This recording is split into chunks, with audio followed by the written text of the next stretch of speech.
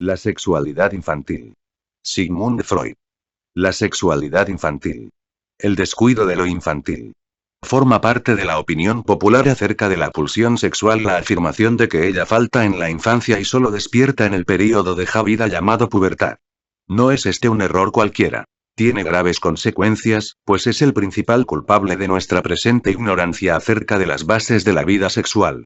Un estudio a fondo de las manifestaciones sexuales de la infancia nos revelaría probablemente los rasgos esenciales de la pulsión sexual, dejaría traslucir su desarrollo y mostraría que está compuesta por diversas fuentes. Cosa notable. Los autores que se le han ocupado de explicar las propiedades y reacciones del individuo adulto prestaron atención mucho mayor a la prehistoria constituida por la vida de los antepasados, vale decir, atribuyeron una influencia mucho más grande a la herencia, que a la otra prehistoria, la que se presenta ya en la existencia individual, la infancia.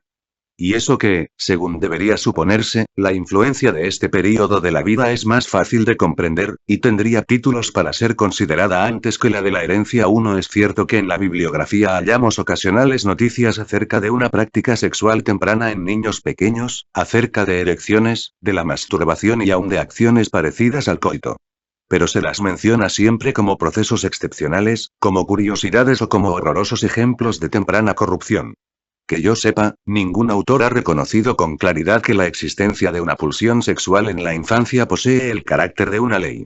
Y en los escritos, ya numerosos, acerca del desarrollo del niño, casi siempre se omite tratar el desarrollo sexual. Amnesia infantil. La razón de este asombroso descuido la busco, en parte, en los reparos convencionales de los autores a consecuencia de su propia educación, y en parte en un fenómeno psíquico que hasta ahora se ha sustraído de toda explicación. Aludo a la peculiar amnesia que en la mayoría de los seres humanos, no en todos, cubre los primeros años de su infancia, hasta el sexto o el octavo año de vida. Hasta ahora no se nos ha ocurrido asombrarnos frente al hecho de esa amnesia.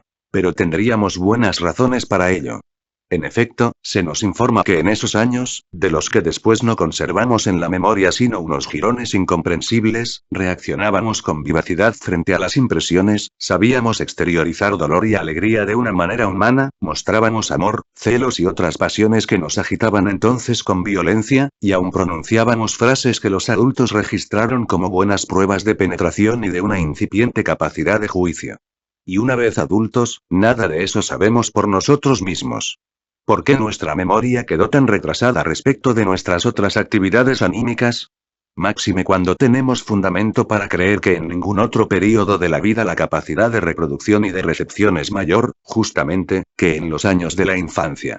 Por otro lado, tenemos que suponer o podemos convencernos de ello merced a la indagación psicológica de otras personas que esas mismas impresiones que hemos olvidado dejaron, no obstante, las más profundas huellas en nuestra vida anímica y pasaron a ser determinantes para todo nuestro desarrollo posterior. No puede tratarse, pues, de una desaparición real de las impresiones infantiles, sino de una amnesia semejante a la que observamos en los neuróticos respecto de vivencias posteriores y cuya esencia consiste en un mero apartamiento de la conciencia, represión. Ahora bien, ¿cuáles son las fuerzas que provocan esta represión de las impresiones infantiles? Quien solucione este enigma habrá esclarecido al mismo tiempo la amnesia histérica. Como quiera que sea, no dejaremos de destacar que la existencia de la amnesia infantil proporciona otro punto de comparación entre el estado anímico del niño y el del psiconeurótico. Ya encontramos un punto semejante cuando se nos impuso la fórmula de que la sexualidad de los psiconeuróticos conserva el estado infantil o ha sido remitida a él. Y si la amnesia infantil misma debiera ponerse en relación con las mociones sexuales de la infancia, en verdad, es algo más que un mero juego de ingenio enlazar la amnesia infantil con la histérica. Esta última, que se halla al servicio de la represión, solo se vuelve explicable por la circunstancia de que el individuo ya posee un acervo de huellas mnémicas que se han sustraído a su asequibilidad consciente y que ahora, mediante una ligazón asociativa, arrastran hacia sí aquello sobre lo cual actúan, desde la conciencia, las fuerzas repulsoras de la represión. Sin amnesia infantil, podríamos decir, no habría amnesia histérica. En mi opinión, pues, la amnesia infantil, que convierte la infancia de cada individuo en un tiempo anterior, por así decir prehistórico, y le oculta los comienzos de su propia vida sexual, es la culpable de que no se haya otorgado valor al período infantil en el desarrollo de la vida sexual. Un solo observador no puede llenar las lagunas que ello ha engendrado en nuestro conocimiento. Ya en 1896 destaqué la relevancia de los años infantiles para la génesis de ciertos importantes fenómenos, dependientes de la vida sexual, y después no he cesado de traer al primer plano el factor infantil de la sexualidad. El período de latericia sexual de la infancia y sus rupturas. Los hallazgos extraordinariamente frecuentes de emociones sexuales que se creían excepciones y casos atípicos en la infancia, así como la revelación de los recuerdos infantiles de los neuróticos, hasta entonces inconscientes, permiten quizá trazar el siguiente cuadro de la conducta sexual en ese periodo. Parece seguro que el neonato trae consigo gérmenes de emociones sexuales que siguen desarrollándose durante cierto lapso, pero después sufren una progresiva sofocación. Esta, a su vez, puede ser quebrada por oleadas regulares de avance del desarrollo sexual o suspendida por peculiaridades individuales. Nada seguro se conoce acerca del carácter legal y la periodicidad de esta vía oscilante de desarrollo. Parece, empero, que casi siempre hacia el tercero o cuarto año de vida del niño su sexualidad se expresa en una forma asequible a la observación. Las inhibiciones sexuales. Durante este período de latencia total o meramente parcial se edifican los poderes anímicos que más tarde se presentarán como inhibiciones en el camino de la pulsión sexual y angostarán su curso a la manera de unos diques, el asco, el sentimiento de vergüenza, y los reclamos ideales en lo estético y en lo moral. En el niño civilizado se tiene la impresión de que el establecimiento de esos diques es obra de la educación, y sin duda alguna ella contribuye en mucho. Pero en realidad este condicionamiento orgánico, fijado hereditariamente, y llegado el caso puede producirse sin ninguna ayuda de la educación. Esta última se atiene por entero a la esfera de competencia que se le ha asignado cuando se limita a marchar tras lo prefijado orgánicamente, imprimiéndole un cuño algo más ordenado y profundo. Formación reactiva y sublimación. ¿Con qué medios se ejecutan estas construcciones tan importantes para la cultura personal y la normalidad posteriores del individuo?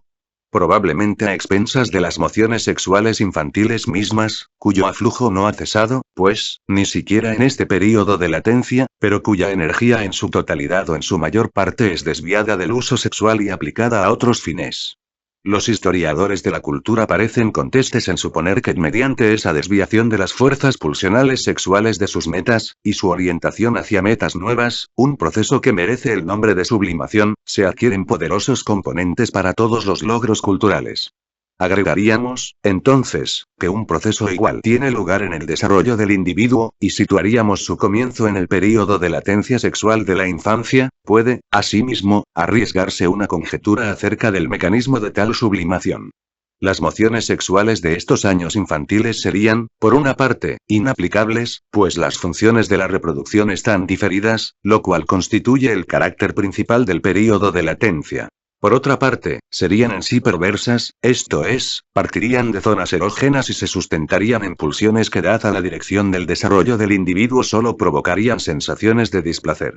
Por eso suscitan fuerzas anímicas contrarias, mociones reactivas, que construyen, para la eficaz sofocación de ese displacer, los mencionados diques psíquicos. Asco, vergüenza y moral 10. Rupturas del período de latencia.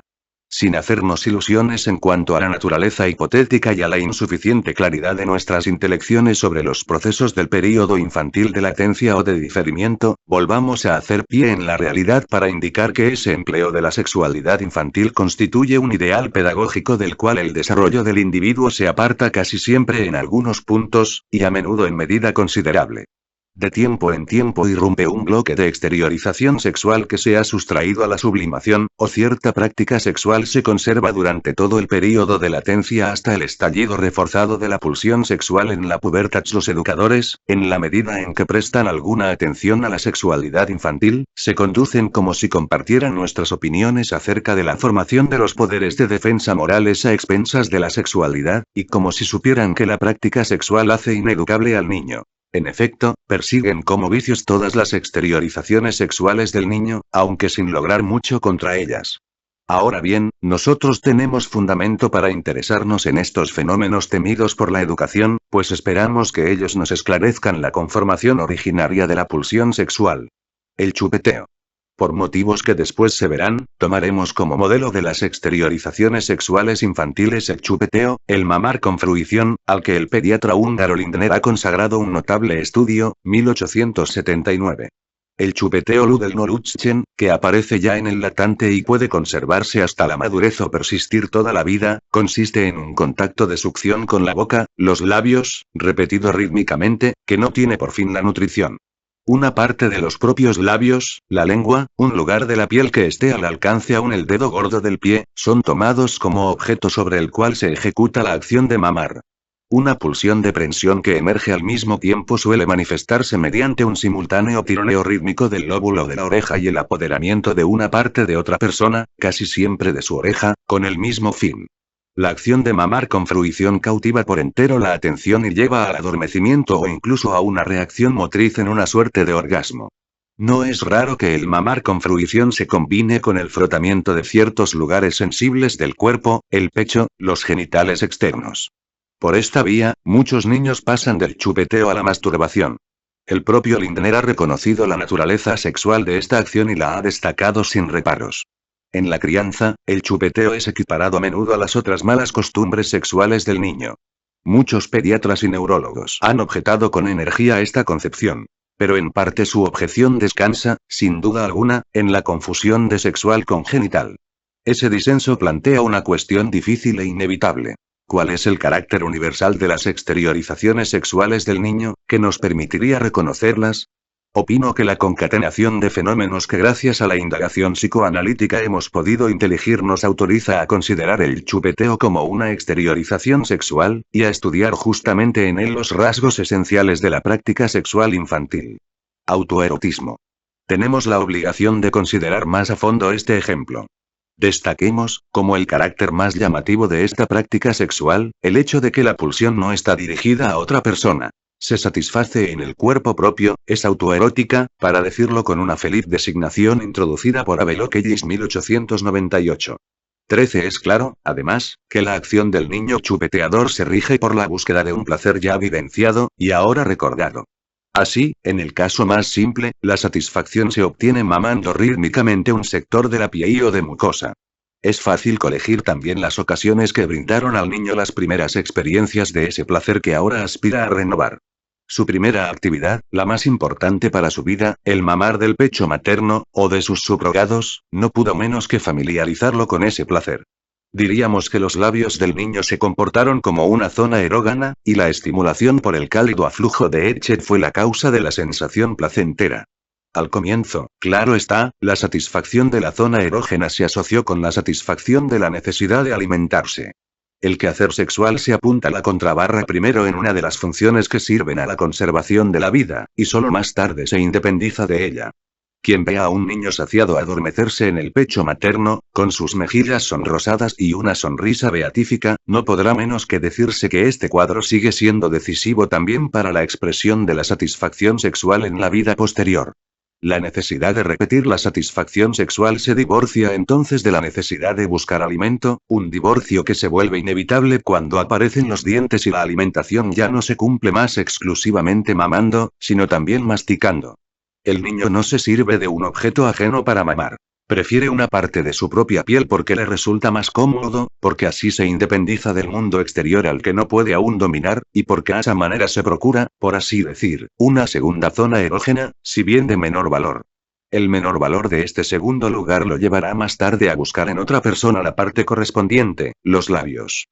Podríamos imaginarlo diciendo: lástima que no pueda besarme a mí mismo. No todos los niños chupetean. Cabe suponer que llegan a hacerlo aquellos en quienes está constitucionalmente reforzado el valor erógeno de la zona de los labios.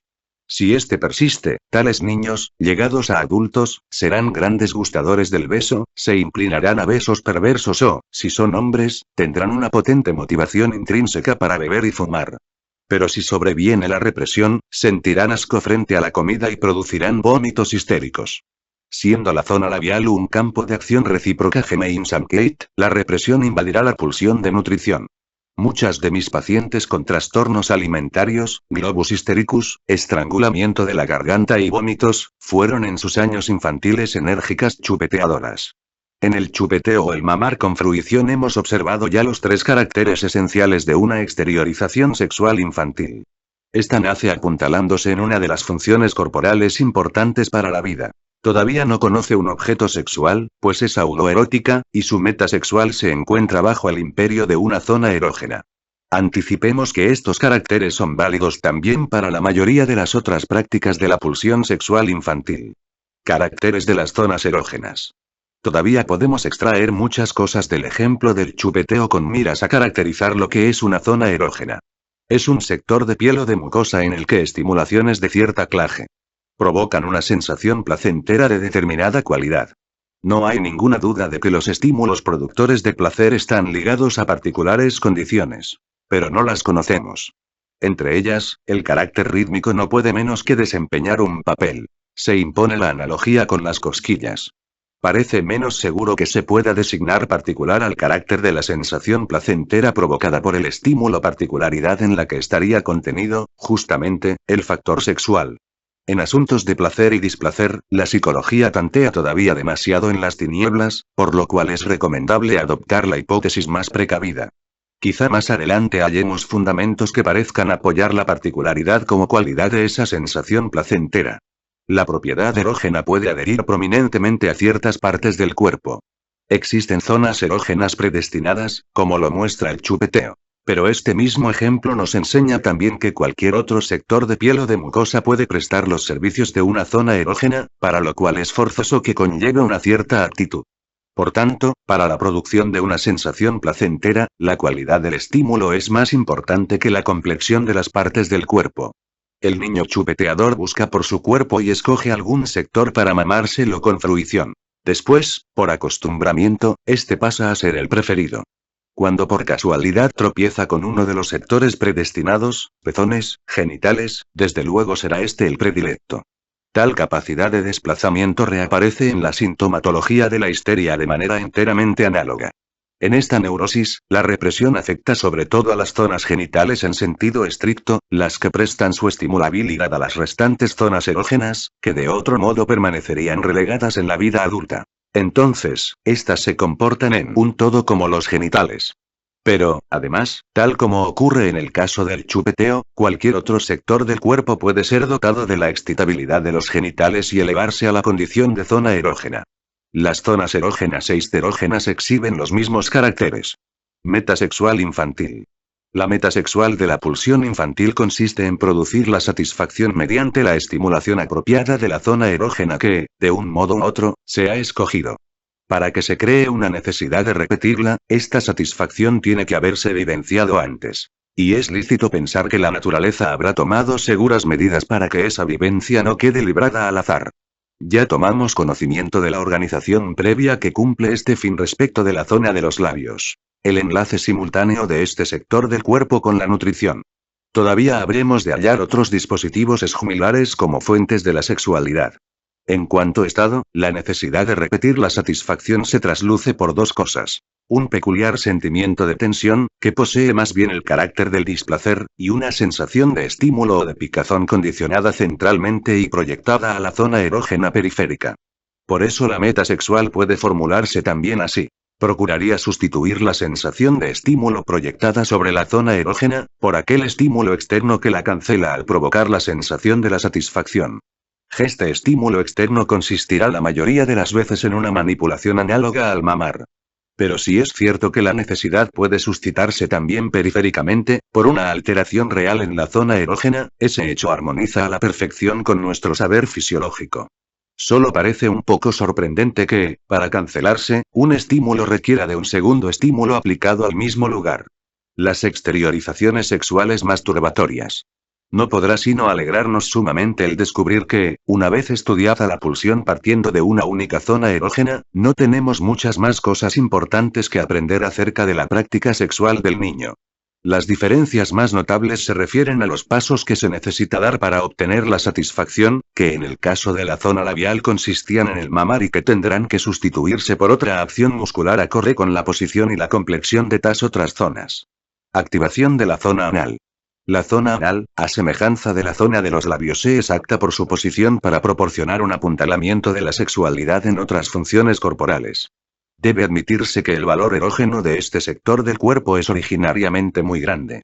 Por el psicoanálisis nos enteramos, no sin asombro, de las transmutaciones que experimentan normalmente las excitaciones sexuales que parten de él, y cuán a menudo conserva durante toda la vida una considerable participación en la excitabilidad genital. Los trastornos intestinales tan frecuentes en la infancia se ocupan de que no falten excitaciones intensas en esta zona. Los catarros intestinales en la más tierna edad tornan nervioso al niño, como suele decirse. Si más tarde este contrae una neurosis, cobran una influencia determinante sobre su expresión sintomática y ponen a su disposición toda la suma de los trastornos intestinales. Y con referencia a valor erógeno del tracto anal, valor que se conserva, si no como tal, al menos en su transmutación, no puede tomarse a risa la influencia de las hemorroides, a las que la vieja medicina concedía tanto peso para la explicación de los estados neuróticos. Los niños que sacan partido de la estimulabilidad erógena de la zona anal se delatan por el hecho de que retienen las heces hasta que la acumulación de estas provoca fuertes contracciones musculares y, al pasar por el ano, pueden ejercer un poderoso estímulo sobre la mucosa. De esa manera tienen que producirse sensaciones voluptuosas junto a las dolorosas. Uno de los mejores signos anticipatorios de rareza o nerviosidad posteriores es que un lactante se rehúse obstinadamente a vaciar el intestino cuando lo ponen en la vacinilla, vale decir, cuando la persona encargada de su crianza lo desea, reservándose esta función para cuando lo desea él mismo. Lo que le interesa, desde luego, no es ensuciar su cuna. Solo procura que no se le escape la ganancia colateral de placer que puede conseguir con la defecación. Nuevamente, los educadores aciertan cuando llaman díscolos a los niños que difieren estas funciones. El contenido de los intestinos, que, en calidad de cuerpo estimulador, se comporta respecto de una mucosa sexualmente sensible como el precursor de otro órgano destinado a entrar en acción solo después de la fase de la infancia, tiene para el lactante todavía otros importantes significados. Evidentemente, lo trata como a una parte de su propio cuerpo. Representa el primer regalo por medio del cual el pequeño ser puede expresar su obediencia hacia el medio circundante exteriorizándolo, y su desafío, rehusándolo. A partir de este significado de regalo, más tarde cobra el de hijo, el cual, según una de las teorías sexuales infantiles, se adquiere por la comida y es dado a luz por el intestino. La retención de las heces, que al comienzo se practica deliberadamente para aprovechar su estimulación masturbadora, por así decir, de la zona anal o para emplearla en la relación con las personas que cuidan al niño, es por otra parte una de las raíces del estreñimiento tan frecuente en los neurópatas. La significación íntegra de la zona anal se refleja, además, en el hecho de que se encuentran muy pocos neuróticos que no tengan sus usos escatológicos particulares, activación de las zonas genitales. Entre las zonas erógenas del cuerpo infantil se encuentra una que no desempeña, por cierto, el papel principal ni puede ser la portadora de las mociones sexuales más antiguas, pero que está destinada a grandes cosas en el futuro.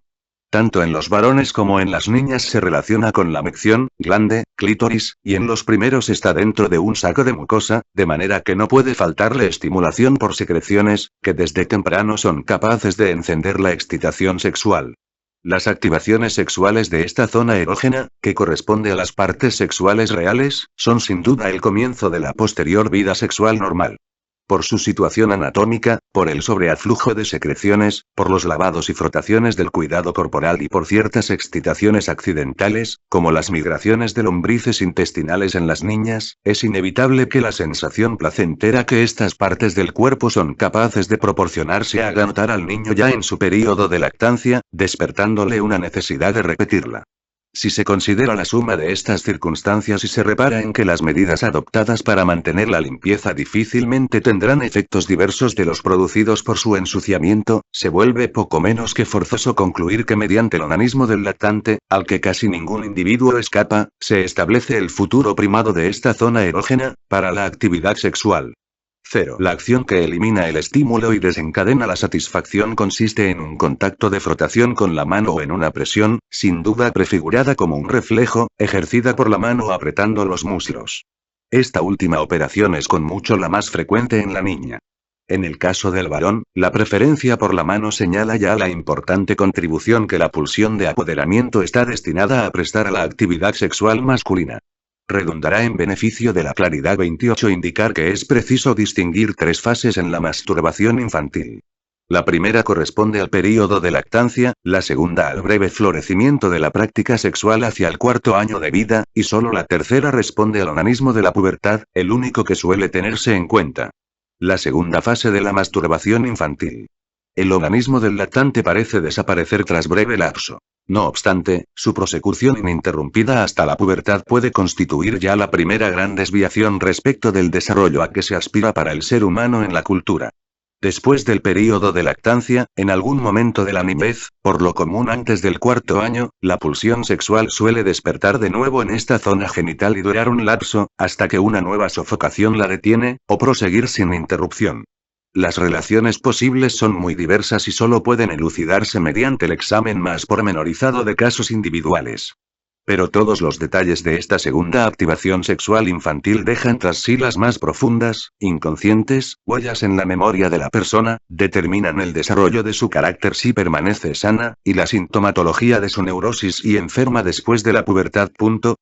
En este último caso, hallamos que este período sexual se ha olvidado, y se han desplazado los recuerdos conscientes que lo atestiguan. Ya dije que yo vincularía también la amnesia infantil normal con esta activación sexual infantil. Por medio de la exploración psicoanalítica se logra hacer consciente lo olvidado y, de esta manera, eliminar una compulsión que parte del material psíquico inconsciente. Retorno de la masturbación de la lactancia. La excitación sexual del período de lactancia retorna en los años de la niñez indicados. Puede hacerlo como un estímulo de picazón, condicionado centralmente, que reclama una satisfacción onanista, o como un proceso del tipo de una polución, que, de manera análoga a la polución de la época de madurez, alcanza la satisfacción sin ayuda de ninguna acción. Este último caso es el más frecuente en las niñas y en la segunda mitad de la niñez. No se lo conoce bien en su condicionamiento, y a menudo aunque no regularmente parece tener por premisa un período de onanismo activo anterior. La sintomatología de estas exteriorizaciones sexuales es pobre. Del aparato sexual todavía no desarrollado da testimonio casi siempre el aparato urinario, que se presenta, por así decir, como su portavoz. La mayoría de las llamadas afecciones vesicales de esta época son perturbaciones sexuales. La enuresis nocturna, cuando no responde a un ataque epiléptico, corresponde a una polución. Causas internas y ocasiones externas son decisivas para la reaparición de la actividad sexual. En casos de neurosis, ambas pueden colegirse a partir de la conformación de los síntomas y descubrirse con certeza mediante la exploración psicoanalítica. De las causas internas hablaremos más adelante. Las ocasiones externas contingentes cobran en esa época una importancia grande y duradera. En primer término se sitúa la influencia de la seducción, que trata prematuramente al niño como objeto sexual y, en circunstancias que no pueden menos que provocarle fuerte impresión, le enseña a conocer la satisfacción de las zonas genitales. Secuela de ello es casi siempre la compulsión a renovarla por vía onanista. Semejante influencia puede provenir de adultos o de otros niños. No puedo conceder que en mi ensayo sobre la etiología de la histeria yo haya sobreestimado su frecuencia o su importancia, si bien es cierto que a la sazón todavía no sabía que individuos que siguieron siendo normales podían haber tenido en su niñez esas mismas vivencias, por lo cual otorgué mayor valor a la seducción que a los factores dados en la constitución y el desarrollo sexuales. 3. Resulta evidente que no se requiere de la seducción para despertar la vida sexual del niño, y que ese despertar puede producirse también en forma espontánea a partir de causas internas. Disposición perversa polimorfa. Es instructivo que bajo la influencia de la seducción el niño pueda convertirse en un perverso polimorfo, siendo descaminado a practicar todas las transgresiones posibles. Esto demuestra que en su disposición trae consigo la aptitud para ello. Tales transgresiones tropiezan con escasas resistencias porque, según sea la edad del niño, no se han erigido todavía o están en formación los diques anímicos contra los excesos sexuales. La vergüenza, el asco y la moral. En esto el niño no se comporta diversamente de la mujer ordinaria, no cultivada, en quien se conserva idéntica disposición perversa polimorfa. En condiciones corrientes, ella puede permanecer normal en el aspecto sexual. Guiada por un hábil seductor, encontrará gusto en todas las perversiones y las retendrá en su práctica sexual. Esa misma disposición polimorfa, y por tanto infantil, es la que explota a la prostituta en su oficio. Y en el inmenso número de las mujeres prostitutas y de aquellas a quienes es preciso atribuir la aptitud para la prostitución, aunque escaparon de ejercerla, es imposible no reconocer algo común a todos los seres humanos, algo que tiene sus orígenes en la uniforme disposición a todas las perversiones. Pulsiones parciales. En lo demás, la influencia de la seducción no ayuda a descubrir la condición inicial de la pulsión sexual, sino que confunde nuestra intelección de ella, en la medida en que aporta prematuramente al niño el objeto sexual, del cual la pulsión sexual infantil no muestra al comienzo necesidad alguna. De cualquier manera, tenemos que admitir que también la vida sexual infantil, a pesar del imperio que ejercen las zonas erógenas, muestra componentes que desde el comienzo envuelven a otras personas en calidad de objetos sexuales. De esa índole son las pulsiones del placer de ver y de exhibir, y de la crueldad. Aparecen con cierta independencia respecto de las zonas erógenas, y solo más tarde entran en estrechas relaciones con la vida genital. Pero ya se hacen notables en la niñez como unas aspiraciones autónomas, separadas al principio de la actividad sexual erógena. Sobre todo, el niño pequeño carece de vergüenza, y en ciertos años tempranos muestra una inequívoca complacencia en desnudar su cuerpo poniendo particular énfasis en sus genitales. El correspondiente de esta inclinación considerada perversa, la curiosidad por ver los genitales de otras personas, probablemente se hace manifiesto solo algo más avanzada la niñez, cuando el escollo del sentimiento de vergüenza ya se ha desarrollado en alguna medida. Bajo la influencia de la seducción, la perversión de ver puede alcanzar gran importancia para la vida sexual del niño. No obstante, mis exploraciones de la niñez de personas sanas y de neuróticos me han llevado a concluir que la pulsión de ver puede emerger en el niño como una exteriorización sexual espontánea.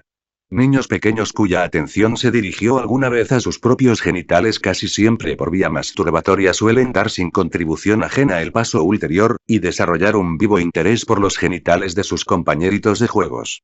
Puesto que la ocasión para satisfacer esa curiosidad se presenta casi siempre solamente al satisfacer las dos necesidades excrementicias, esos niños se convierten en voyeurs, fervientes mirones de la micción y la defecación de otros.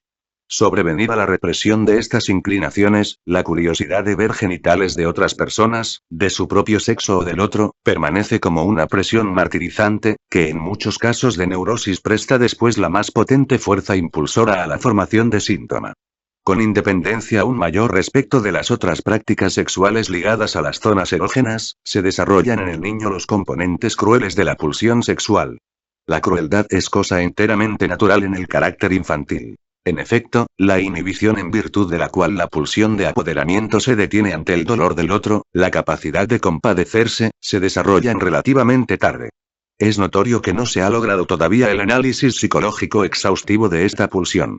Nos es lícito suponer que la emoción cruel proviene de la pulsión de apoderamiento y emerge en la vida sexual en una época en que los genitales no han asumido aún el papel que desempeñarán después. Por tanto, gobierna una fase de la vida sexual que más adelante describiremos como organización pregenital. 33 niños que se distinguen por una particular crueldad hacia los animales y los compañeros de juego despiertan la sospecha, por lo común confirmada, de una práctica sexual prematura e intensa proveniente de las zonas erógenas. Y en casos de madurez anticipada y simultánea de todas las pulsiones sexuales, la práctica sexual erógena parece ser la primaria. La ausencia de la barrera de la compasión trae consigo el peligro de que este enlace establecido en la niñez entre las pulsiones crueles y las erógenas resulte inescindible más tarde en la vida. 33. Las dos últimas oraciones recibieron su forma actual en 1915. En 1905 y 1910 se leían como sigue.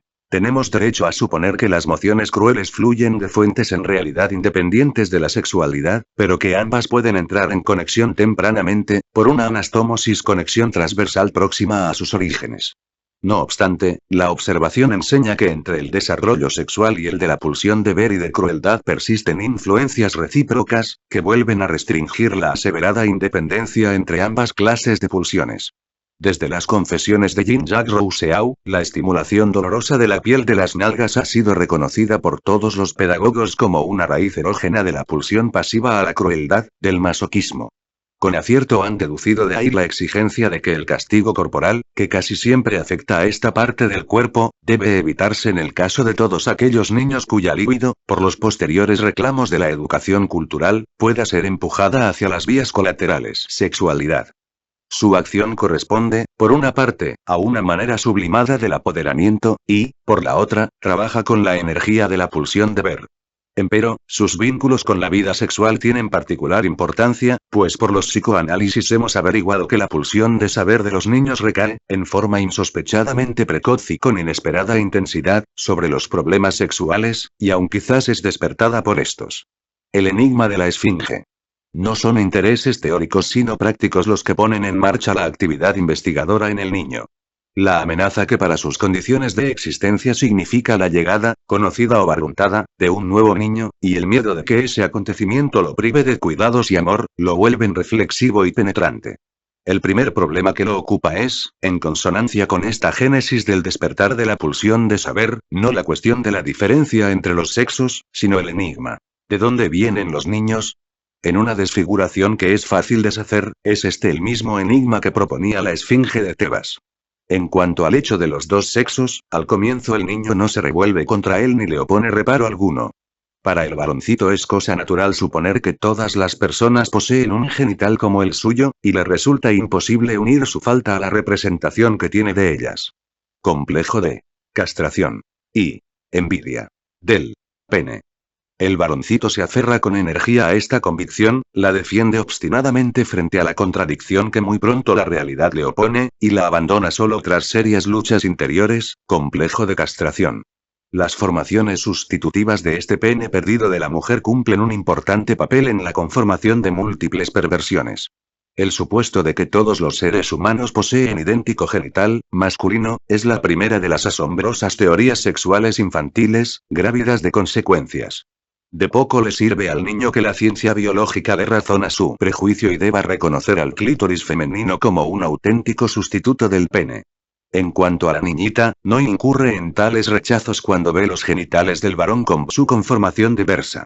Al punto está dispuesta a reconocerla, y es presa de la envidia del pene, que culmina en el deseo de ser un varón, deseo tan importante luego. Teorías del nacimiento. Muchas personas recuerdan con claridad cuán intensamente se interesaron en el período prepuberal por esta cuestión. ¿De dónde vienen los niños? Las soluciones anatómicas fueron en esa época de los más diversos tipos. Vienen del pecho, son extraídos del vientre, o el ombligo se abre para dejarlos pasar. En cuanto a la investigación correspondiente a los primeros años de la infancia, es muy raro que se la recuerde fuera del análisis. Ha caído bajo la represión mucho tiempo atrás, pero sus resultados fueron uniformes. Los hijos se conciben por haber comido algo determinado, como en los cuentos tradicionales, y se los da a luz por el intestino, como a la materia fecal. Estas teorías infantiles traen a la memoria modalidades del reino animal, en especial la cloaca de los tipos zoológicos inferiores a los mamíferos. Concepción sádica del comercio sexual. Si a esa tierna edad los niños son espectadores del comercio sexual entre adultos, lo cual es favorecido por el convencimiento de los mayores de que el pequeño no comprende nada de lo sexual, no puede menos que concebir el acto sexual como una especie de maltrato o sojuzgamiento, vale decir, en sentido sádico. Por el psicoanálisis nos enteramos de que una impresión de esa clase recibida en la primera infancia contribuye en mucho a la disposición para un ulterior descentramiento sádico de la meta sexual. En lo sucesivo los niños se ocupan mucho de este problema. ¿En qué puede consistir el comercio sexual o como dicen ellos el estar casado? Casi siempre buscan la solución del secreto en alguna relación de comunidad Gemeinsamkeit proporcionada por las funciones de la micción o la defecación. El típico fracaso de la investigación sexual infantil. Acerca de las teorías sexuales infantiles puede hacerse alta formulación general. Son reflejos de la propia constitución sexual del niño y, pese a sus grotescos errores, dan pruebas de una gran comprensión sobre los procesos sexuales, mayor de la que se sospecharía en sus creadores. Los niños perciben también las alteraciones que el embarazo provoca en la madre y saben interpretarlas rectamente. A menudo escuchan con una desconfianza profunda, aunque casi siempre silenciosa, cuando les es contada la fábula de la cigüeña. Pero como la investigación sexual infantil ignora dos elementos, el papel del semen fecundante y la existencia de la abertura sexual femenina, los mismos puntos, por lo demás, en que la organización infantil se encuentra todavía retrasada, los esfuerzos del pequeño investigador resultan por lo general infructuosos y terminan en una renuncia que no rara vez deja como secuela un deterioro permanente de la pulsión de saber. La investigación sexual de la primera infancia es siempre solitaria. Implica un primer paso hacia la orientación autónoma en el mundo y establece un fuerte extrañamiento del niño respecto de las personas de su contorno, que antes habían gozado de su plena confianza. Fases de desarrollo de la organización sexual. Hasta ahora hemos destacado los siguientes caracteres de la vida sexual infantil. Es esencialmente autoerótica, su objeto se encuentra en el cuerpo propio, y sus pulsiones parciales singulares aspiran a conseguir placer cada una por su cuenta, enteramente desconectadas entre sí. El punto de llegada del desarrollo lo constituye la vida sexual del adulto llamada normal. En ella, la consecución de placer se ha puesto al servicio de la función de reproducción, y las pulsiones parciales, bajo el primado de una única zona erógena, han formado una organización sólida para el logro de la meta sexual en un objeto ajeno. Organizaciones pregenitales. Ahora bien, con el auxilio del psicoanálisis podemos estudiar las inhibiciones y perturbaciones de este curso de desarrollo. Ello nos permite individualizar esbozos y etapas previas de una organización de las pulsiones parciales como la aludida, que al mismo tiempo dan por resultado una suerte de régimen sexual. Normalmente, estas fases de la organización sexual se recorren sin tropiezos, delatadas apenas por algunos indicios. Solo en casos patológicos son activadas y se vuelven notables para la observación gruesa. Llamaremos pregenitales a las organizaciones de la vida sexual en que las zonas genitales todavía no habían alcanzado su papel hegemónico. Hasta aquí hemos tomado conocimiento de dos de ellas, que hacen la impresión de unas recaídas en estadios anteriores de la evolución zoológica. Una primera organización sexual pregenital es la oral o, si se prefiere, canibálica. La actividad sexual no se ha separado todavía de la nutrición, ni se han diferenciado opuestos dentro de ella. El objeto de una actividad es también el de la otra. La meta sexual consiste en la incorporación del objeto, el paradigma de lo que, más tarde, en calidad de identificación, desempeñará un papel psíquico tan importante.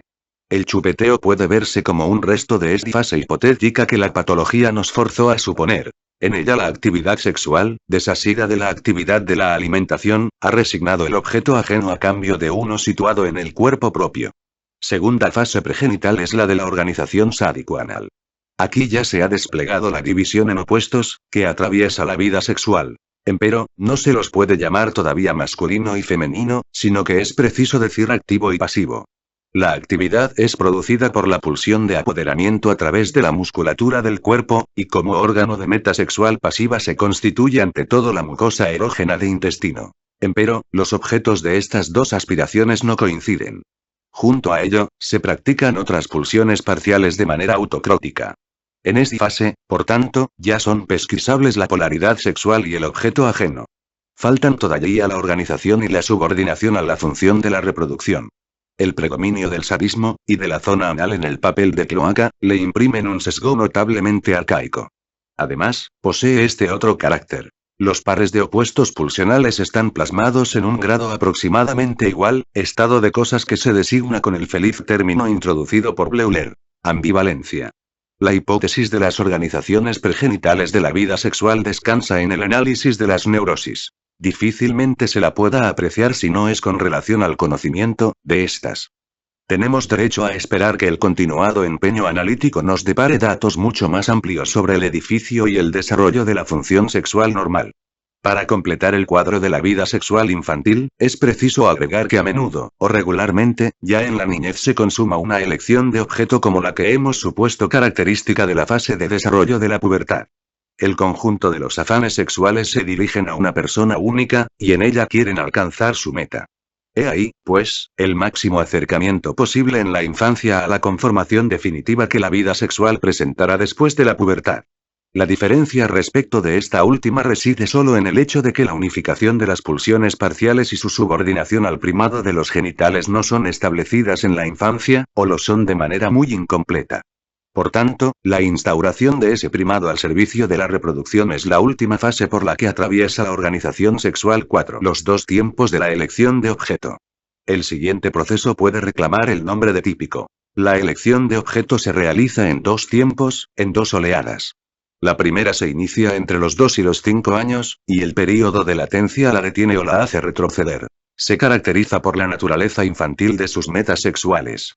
La con posterioridad, 1923, he modificado esta exposición intercalando, tras las dos organizaciones pregenitales en el desarrollo del niño, una tercera fase. Esta merece ya el nombre de fase genital, muestra un objeto sexual y cierto grado de convergencia de las aspiraciones sexuales sobre este objeto, pero se diferencia en un punto esencial de la organización definitiva de la madurez genésica. En efecto, no conoce más que una clase de genitales, los masculinos. Ahora bien, los hechos relativos al doble tiempo de la elección de objeto, que en lo esencial se reducen al efecto del período de latencia, cobran suma importancia en cuanto a la perturbación de ese estado final. Los resultados de la elección infantil de objeto se prolongan hasta una época tardía. O bien se los conserva tal cual, o bien experimentan una renovación en la época de la pubertad. Pero demuestran ser inaplicables, y ello a consecuencia del desarrollo de la represión, que se sitúa entre ambas fases. Sus metas sexuales han experimentado un atemperamiento, y figuran únicamente lo que podemos llamar la corriente tierna de la vida sexual. Solo la indagación psicoanalítica es capaz de pesquisar, ocultas tras esa ternura, esa veneración y ese respeto, las viejas aspiraciones sexuales, ahora inutilizables, de las pulsiones parciales infantiles. La elección de objeto de la época de la pubertad tiene que renunciar a los objetos infantiles y empezar de nuevo como corriente sensual. La no confluencia de las dos corrientes tiene como efecto hartas veces que no pueda alcanzarse uno de los ideales de la vida sexual, la unificación de todos los anhelos en un objeto.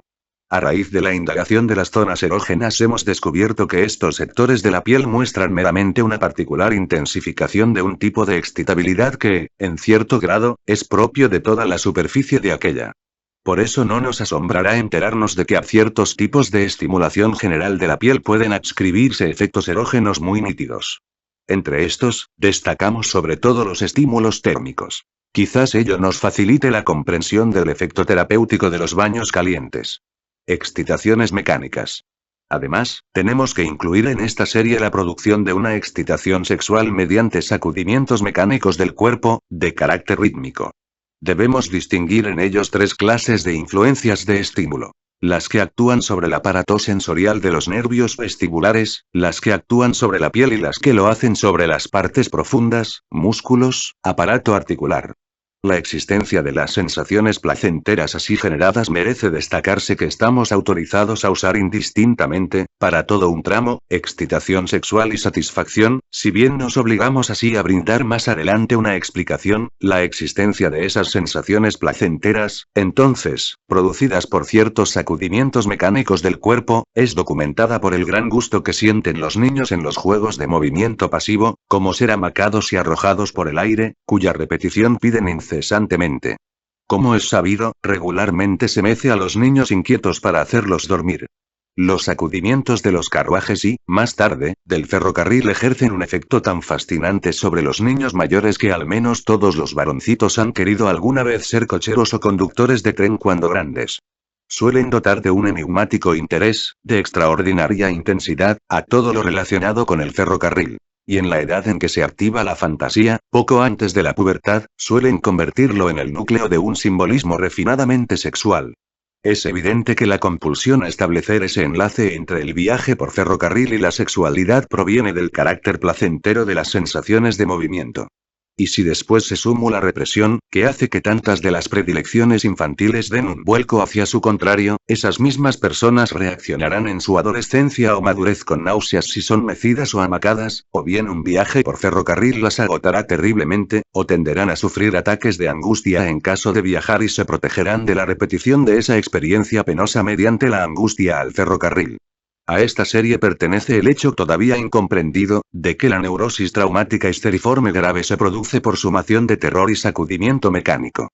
Al menos puede suponerse que estas influencias, que en intensidades mínimas pasan a ser fuente de excitación sexual, en medida excesiva provocan una profunda conmoción del mecanismo o quimismo sexuales. Actividad muscular.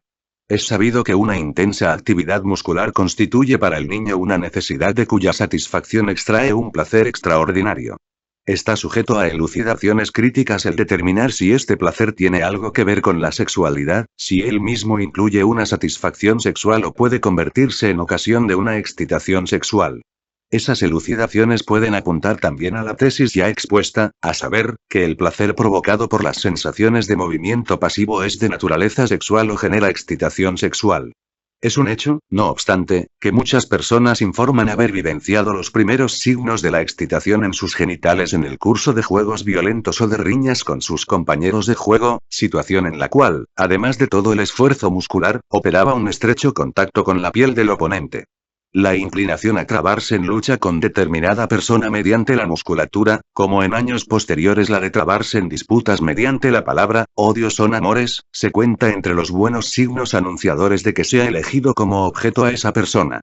En la promoción de la excitación sexual por medio de la actividad muscular habría que reconocer una de las raíces de la pulsión sádica. Para muchos individuos, el enlace infantil entre juegos violentos y excitación sexual es codeterminante de la orientación-preferencia, que imprimirán más tarde a su pulsión sexual. Procesos afectivos. Las otras fuentes de excitación sexual en el niño suscitan menos dudas. Es fácil comprobar mediante observación simultánea o exploración retrospectiva que los procesos afectivos más intensos, aun las excitaciones terroríficas, desbordan sobre la sexualidad. Esto, por lo demás, puede contribuir a la comprensión del efecto patógeno de esos movimientos del ánimo. En el escolar, la angustia frente a un examen, y tensión provocada por una tarea de difícil solución, pueden cobrar importancia, no solo en lo tocante a su relación con la escuela sino para el estallido de manifestaciones sexuales. En tales circunstancias, en efecto, es harto frecuente que sobrevenga un sentimiento estimulador que urge el contacto con los genitales, o un proceso del tipo de una polución, con todas sus embarazosas consecuencias. La conducta de los niños en la escuela, que plantea a los maestros bastantes enigmas, merece en general ser vinculada con la incipiente sexualidad de aquellos. El efecto de excitación sexual de muchos afectos en sí displacenteros, como el angustiarse, el estremecerse de miedo o el espantarse, se conserva en gran número de seres humanos durante su vida adulta, y explica sin duda que muchas personas acechen la oportunidad de recibir tales sensaciones, sujetas solo a ciertas circunstancias concomitantes, su pertenencia a un mundo de ficción, la lectura, el teatro, que amengúen la seriedad de la sensación de displacer. Si es lícito suponer que también sensaciones de dolor intenso provocan idéntico efecto erógeno, sobre todo cuando el dolor es aminorado o alejado por una condición concomitante, esta relación constituiría una de las raíces principales de la pulsión sadomasoquista, en cuya múltiple composición vamos penetrando así poco a poco. Trabajo intelectual. Por último, es innegable que la concentración de la atención en una tarea intelectual, y, en general, el esfuerzo mental, tiene por consecuencia en muchas personas, tanto jóvenes como más maduras, una excitación sexual concomitante. Hemos de considerarla la única base legítima de la tesis, por otra parte tan dudosa, que hace derivar las perturbaciones nerviosas de un exceso de trabajo mental. Si ahora, tras estos ejemplos e indicaciones que no hemos comunicado de manera completa ni exhaustiva en cuanto a su número, abarcamos panorámicamente las fuentes de la excitación sexual infantil, vislumbramos o reconocemos los siguientes rasgos generales. Múltiples reaseguros parecen velar por la puesta en marcha del proceso de la excitación sexual cuya naturaleza, es cierto, acaba de volvérsenos enigmática. Sobre todo cuidan por ella, más o menos directamente, las excitaciones de las superficies sensibles, la piel y los órganos de los sentidos, y del modo más inmediato, las estimulaciones de ciertos sectores que han de definirse como zonas erógenas. Respecto de estas fuentes de la excitación sexual, la cualidad del estímulo es sin duda lo decisivo, aunque el factor de la intensidad, en el caso del dolor, no es del todo indiferente. Pero, además, preexisten en el organismo dispositivos a consecuencia de los cuales la excitación sexual se genera como efecto colateral, a raíz de una gran serie de procesos internos, para lo cual basta que la intensidad de estos rebase ciertos límites cuantitativos. Lo que hemos llamado pulsiones parciales de la sexualidad, o bien deriva directamente a estas fuentes internas de la excitación sexual, se compone de aportes de esas fuentes y de las zonas erógenas. Es posible que en el organismo no ocurra nada de cierta importancia que no ceda sus componentes a la excitación de la pulsión sexual. No me parece posible por ahora aportar más claridad y certeza a estas tesis generales. Hago responsables de ello a dos factores. En primer lugar, la novedad de todo el abordaje y, en segundo lugar, la circunstancia de que la naturaleza de la excitación sexual nos es enteramente desconocida. No querría, empero, renunciar a dos observaciones que prometen abrirnos vastas perspectivas. Diversas constituciones sexuales, así como antes vimos la posibilidad de basar las diversas constituciones sexuales innatas en la diferente plasmación de las zonas erógenas, ahora podemos ensayar eso mismo englobando las fuentes indirectas de la excitación sexual. Nos es lícito suponer que estas fuentes brindan su aporte en todos los individuos, pero que no tienen la misma intensidad en todos ellos. Cabe admitir, entonces, que la plasmación privilegiada de cada una de las fuentes de la excitación sexual contribuye también a diferenciar las diversas constituciones sexuales. Las vías de la influencia recíproca, si abandonamos las expresiones figuradas que usamos durante tanto tiempo, y dejamos de hablar de fuentes de la excitación sexual, podemos arribar a esta conjetura. Todas las vías de conexión que llegan hasta las sexualidades de otras funciones tienen que poderse transitar también en la dirección inversa. Vaya un ejemplo.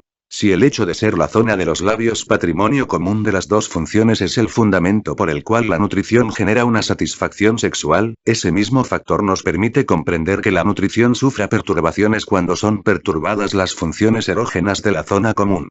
Y una vez que sabemos que la concentración de la atención es capaz de producir excitación sexual, ello nos induce a suponer que actuando por la misma vía, solo que en dirección inversa, el estado de excitación sexual influye sobre la disponibilidad de atención orientable.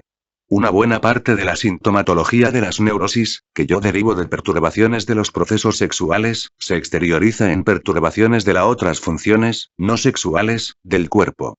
Y esta influencia, hasta ahora incomprensible, se hará menos enigmática admitiendo que representa la contraparte de las influencias que presiden la producción de la excitación sexual. Ahora bien, esos mismos caminos por los cuales las perturbaciones sexuales desbordan sobre las restantes funciones del cuerpo servirían en el estado de salud a otro importante logro. Por ellos se consumaría la atracción de las fuerzas pulsionales sexuales hacia otras metas, no sexuales. Vale decir, la sublimación de la sexualidad. No podemos menos que concluir confesando que es muy poco todavía lo que sabemos con certeza acerca de estas vías, sin duda existentes y probablemente transitables en las dos direcciones. Fin. La sexualidad infantil. Sigmund Freud.